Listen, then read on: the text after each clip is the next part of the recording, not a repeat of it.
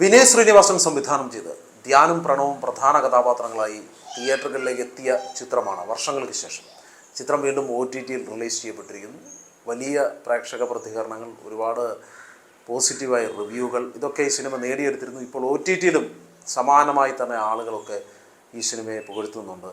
ഇനി അത് പെയ്ഡാണോ അതെയോ ഈ ആളുകൾ ഇഷ്ടപ്പെട്ട് തന്നെ പറയുന്നതാണോ എന്നൊന്നും നമുക്കറിയില്ല. എന്തായാലും ഈ സിനിമയെക്കുറിച്ച് തിയേറ്ററിൽ പോയി കണ്ട ഒരു പ്രേക്ഷകൻ എന്ന നിലയിൽ എനിക്ക് തോന്നിയത്, ശരിക്കും മലയാള സിനിമ ഇന്ന് വേറെ ട്രാക്കിൽ സഞ്ചരിക്കുന്നു. വളരെ രസകരമായ സിനിമകളുണ്ടാകുന്നു. അതിനേക്കാളൊക്കെ ഉപരി വിനീത് ശ്രീനിവാസൻ നമുക്ക് നല്ല കുറേ സിനിമകൾ സമ്മാനിച്ചിട്ടുണ്ട്. ഈ പ്രണവിനെ വെച്ച് തന്നെ ഹൃദയം എന്ന സിനിമ നമ്മുടെ മുൻപിലേക്ക് തരുമ്പോൾ നമുക്ക് ആ സിനിമ തരുന്ന ഒരു സുഖമുണ്ട്. അതൊക്കെ ശരിക്കും വർഷങ്ങൾക്ക് ശേഷം വന്ന സിനിമ നമുക്ക് സമ്മാനിച്ചു എന്നത് ഒരു സംശയകരമായ കാര്യം തന്നെയാണ്. മലയാള സിനിമ ഇന്ന് വേറൊരു ലെവലിൽ നിൽക്കുന്നു, അല്ലെങ്കിൽ നമുക്ക് നല്ല സിനിമകൾ ആസ്വദിക്കാൻ കഴിയുന്നു. ഇതൊക്കെ ഒരു കാരണമായി നമ്മുടെ മുൻപിൽ നിൽക്കുമ്പോൾ ഈ സിനിമ ഒരു ആസ്വാദകൻ എന്ന നിലയിൽ നമ്മെ അത്ര രസിപ്പിക്കുന്ന ഒരു സിനിമയാണ്. ഒരു ആവറേജ് മൂവി എന്ന് പോലും പറയാൻ കഴിയാത്ത, അതെല്ലാം താഴേക്ക് നിലവാരം പല ഘട്ടങ്ങളിലും ഈ സിനിമ തന്നു കഴിയുന്ന ഒരു സാഹചര്യവുമുണ്ട്. നമ്മൾ ഇതിനകത്ത് എടുത്തു പറയേണ്ട ഒരു വ്യക്തിത്വമുണ്ട്, നിവിൻ പോളി. ശരിക്കും പറഞ്ഞാൽ നിവിൻ പോളിയെ ഇഷ്ടപ്പെടുന്ന പ്രേക്ഷകർ അദ്ദേഹത്തിൻ്റെ ഒരു തന്മയത്തമായ അഭിനയശൈലി കൊണ്ടാണ്. ഏതാണ്ട് ആ സാധനമൊക്കെ നിവിൻ പോളിയുടെ കൈകളിൽ നിന്ന് നഷ്ടപ്പെട്ടു പോയിരുന്നു. സിനിമ ചെയ്യുന്നതെല്ലാം ഏതോ അന്യഗ്രഹത്തിൽ നിന്ന് ഇറങ്ങി വന്ന ഒരു അന്യഗ്രഹ ജീവിയെ പോലുള്ള സിനിമകളൊക്കെ നിവിൻ പോളി നമുക്ക് സമ്മാനിച്ചിരുന്നു. അതൊക്കെ മാറി നിവിൻ പോളി വീണ്ടും ആ തന്മയത്വത്തിൽ ഒരു കഥാപാത്രത്തെ തരുന്ന സിനിമ വർഷങ്ങൾക്ക് ശേഷം. അവിടെയാണ് ശരിക്കും പറഞ്ഞാൽ സിനിമയുടെ ഒരു സ്പീഡും സിനിമയുടെ ഒരു സുഖവും നമുക്ക് കിട്ടുന്നത്. ബാക്കിയുള്ള ഏതാണ്ട് ഇൻ്റർവെല്ലിൽ വരെയുള്ള സിനിമ ഇഴഞ്ഞ് ഒച്ചിഴയുക എന്ന് പറയുന്നതിനേക്കാൾ മോശമായ രീതിയിൽ ഇഴഞ്ഞു പോകുന്ന ഒരു സിനിമയാണ്. എന്നാൽ നമ്മളതിൽ എടുത്തു പറയേണ്ട ഒരു കഥാപാത്രം അല്ലെങ്കിൽ ഒരു അഭിനേതാവ് എന്ന് പറയുന്നത് ധ്യാൻ ശ്രീനിവാസൻ തന്നെയാണ്. ധ്യാനും എനിക്ക് തോന്നുന്നത് നമ്മുടെ ഈ കുഞ്ഞിരാമായണവും അതുപോലെ തന്നെ അടികപ്പിയാരെ കൂട്ടമണിയൊക്കെ കഴിഞ്ഞ് വളരെ ഗംഭീരമായ ഒരു വേഷം നമുക്ക് സമ്മാനിച്ച സിനിമ തന്നെയാണ് ഈ വർഷങ്ങൾക്ക് ശേഷം. നന്നായി തന്നെ ധ്യാൻ ആ സിനിമയിൽ ആക്ട് ചെയ്തിരിക്കുന്നത്. പക്ഷേ പ്രണവ് ആ ഒരു ക്യാരക്ടറിന് ആപ്റ്റാണോ എന്ന് നമുക്ക് പല ഘട്ടങ്ങളിലും തോന്നുന്നുണ്ട്. പ്രണയത്തിലേക്ക് പോകുന്ന കാര്യം, ഒരു ക്യൂട്ടായ ഒരു നായകൻ, ആ ഒരു ലെവലിൽ പ്രണവിനെ അതിനകത്ത് അവതരിപ്പിക്കാൻ ശ്രമിക്കുന്നുണ്ട്. പക്ഷേ അവിടെ ഒന്നും പ്രണവ് ഒരു കുറച്ച് പോലും ആപ്റ്റാകുന്നില്ല. അതുപോലെ തന്നെ പ്രണവ് ഒരു സംഗീതജ്ഞനായി വരുന്നു, ഒരു കലാകാരനായി വരുന്നു. അതൊന്നും പ്രണവ് വേറെ ഏതോ അതുമായി ഒന്നും ഒരു തരത്തിൽ പോലും യോജിക്കാതെ, അല്ലാതെ നമുക്ക് വിട്ടുമാറി നിൽക്കുന്ന ഒരു കഥാപാത്രമാണ്. എനിക്ക് തോന്നുന്നത് അദ്ദേഹത്തിന് ആ ഒരു കഥാപാത്രത്തെ ഉൾക്കൊള്ളാനോ സിനിമയെ ഉൾക്കൊള്ളാനോ സാധിക്കാത്ത രീതിയിലാണ് അദ്ദേഹം അഭിനയിക്കുന്നത്. ഒരു താല്പര്യമില്ലാത്തവരെ ഉന്തി മരം കയറ്റുന്ന ഒരു സാഹചര്യം നമുക്ക് ആ സിനിമയിൽ ഉടനീളം പ്രണവിൻ്റെ അഭിനയത്തിൽ കാണാൻ കഴിയും. അതുപോലെ തന്നെയാണ് കല്യാണി പ്രിയദർശൻ. കല്യാണി എനിക്ക് തോന്നുന്നത് പ്രേക്ഷകർ ഇഷ്ടപ്പെടുന്നത് കല്യാണിയുടെ ഒരു എനർജി, ഒരു പോസിറ്റീവ് വൈബ്, അതുപോലെ ഭയങ്കരമായിട്ട് സ്ക്രീനിൽ നിറഞ്ഞു നിൽക്കുന്ന പ്രസൻസ്. കല്യാണിയുള്ളൊരു സിനിമയ്ക്ക് ഒരു വല്ലാത്ത സുഖമുണ്ട്. ആ ഒരു സുഖം പോലും ഈ വർഷങ്ങൾക്ക് ശേഷം എന്ന സിനിമയിൽ കല്യാണി അവതരിപ്പിക്കുമ്പോൾ കിട്ടുന്നില്ല.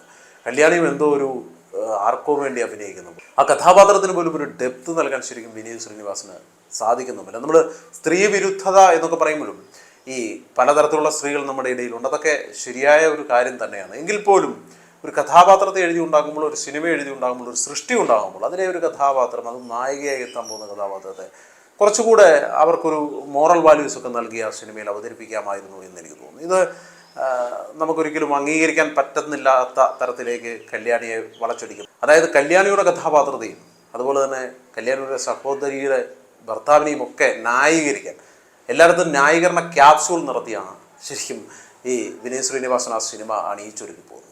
അതൊരു വല്ലാത്ത പ്രേക്ഷകനെ അതിൽ നിന്നൊരു മുഷിപ്പിക്കുന്ന ഒരു സംഗതി. പിന്നീട് ഇവരുടെ ചെന്നൈയിലേക്കുള്ള യാത്ര, അവിടെ ആ യാത്ര പോലും നമുക്കൊരു വല്ലാത്തൊരു എന്താ പറയുക, ഒരു ലാഗ് ഫീൽ ചെയ്യുന്നുണ്ട്. പിന്നീട് അവരെ ചെന്നൈയിലെത്തിയിട്ട് അവരുടെ സ്ട്രഗ്ലിങ്, പ്രത്യേകിച്ചും പ്രണവിൻ്റെ സ്ട്രഗ്ലിങ്, എനിക്ക് തോന്നുന്നു അദ്ദേഹം ലൈഫിൽ ഇങ്ങനത്തെ സ്ട്രഗ്ലിങ് കാണാത്തതുകൊണ്ടായിരിക്കാം, അല്ലെങ്കിൽ അദ്ദേഹത്തിന് പരിചിതമില്ലാത്തത് കൊണ്ടായിരിക്കാം. ഈ പലപ്പോഴും കലാകാരന്മാരുടെ അനുഭവങ്ങളിൽ നിന്നാണ് നല്ല കലാകാരന്മാരാകുന്നതും നല്ല അഭിനേതാക്കളാകുന്നതെന്ന് പറഞ്ഞു കേട്ടിട്ടുണ്ട്.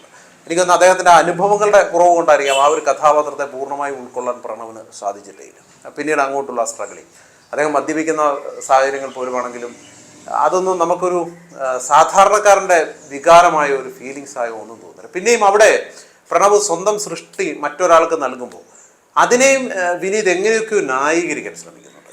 അത് നമുക്ക് ഒട്ടും കൺവിൻസിങ് അതിൽ ആ ഒരു ഭാഗം. കാരണം അയാൾ ഉണ്ടാക്കിയെടുക്കുന്ന ഒരു സൃഷ്ടി, ആ സൃഷ്ടി മറ്റൊരാൾക്ക് അയാൾ ഇഷ്ടപ്പെട്ടുകൊണ്ട് കൊടുക്കുകയാണ്. അതിനകത്ത് തെറ്റുകാരൻ ശരിക്കും പ്രണവിൻ്റെ കഥാപാത്രം തന്നെയാണ്. പക്ഷെ അവിടെ ആ മേടിക്കുന്ന ആളെ ഒരു മോശക്കാരനായി ചിത്രീകരിച്ചുകൊണ്ട് പ്രണവിൻ്റെ കഥാപാത്രത്തെ നല്ലതാക്കാൻ, നായകനെ നല്ലതാക്കാൻ വിനീത് വീണ്ടും വീണ്ടും ഈ ന്യായീകരണ ക്യാപ്സ്യൂളുകൾ ഇറക്കിക്കൊണ്ടിരിക്കുന്നു. അതിനൊപ്പം തന്നെ അവിടെ വല്ലാതെ നമുക്ക് ബോറടിക്കുന്ന അല്ല ആ ഒരു സോങ് ഇട്ടിട്ട് ആ ഒരു സാധനത്തെ എപ്പോഴും ആ സിനിമയിലുടനീളം ഹൈപ്പ് ചെയ്ത് കാണിക്കുന്നുണ്ട്. അതിന് മാത്രം ഒരു വലിയ വിഷയമായിട്ട് നമുക്ക് ആ ഒരു സംഗതി അവിടെ ഫീൽ ചെയ്യത്തില്ല.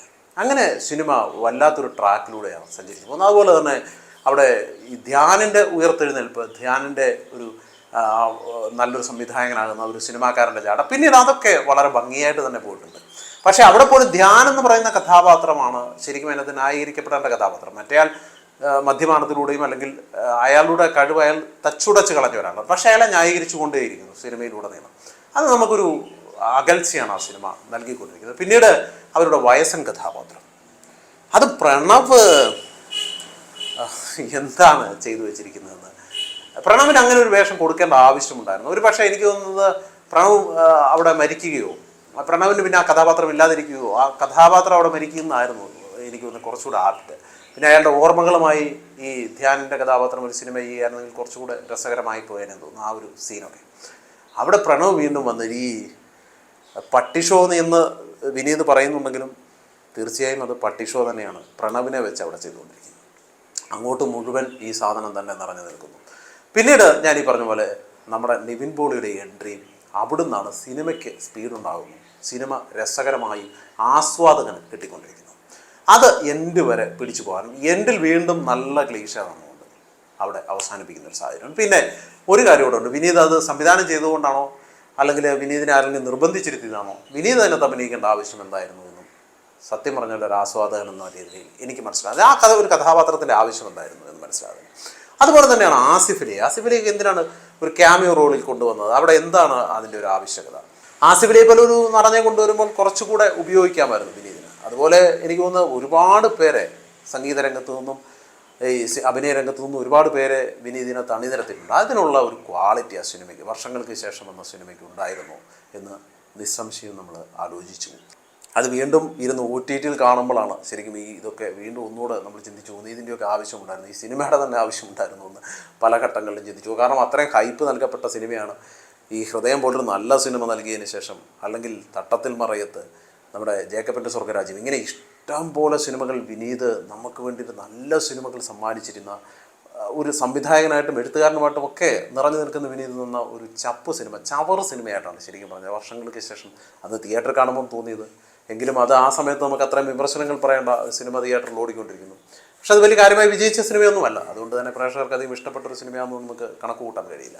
ഏതായാലും OTTയിൽ കാണുമ്പോൾ വീണ്ടും ഇത് കാണാത്തവരൊക്കെ ഇരുന്ന് കാണുന്ന ഒരു സാഹചര്യത്തിൽ തോന്നുന്ന എല്ലാവർക്കും ഒരു ഫീലിങ്സ് ഇത് തന്നെയാവുമെന്നാണ് എനിക്ക് തോന്നുന്നത്. എന്തായാലും എനിക്ക് ഈ സിനിമ അന്ന് കണ്ടപ്പോഴും ഇന്ന് കണ്ടപ്പോഴും ഒരേ വികാരം തന്നെയാണ് ഉണ്ടായത്.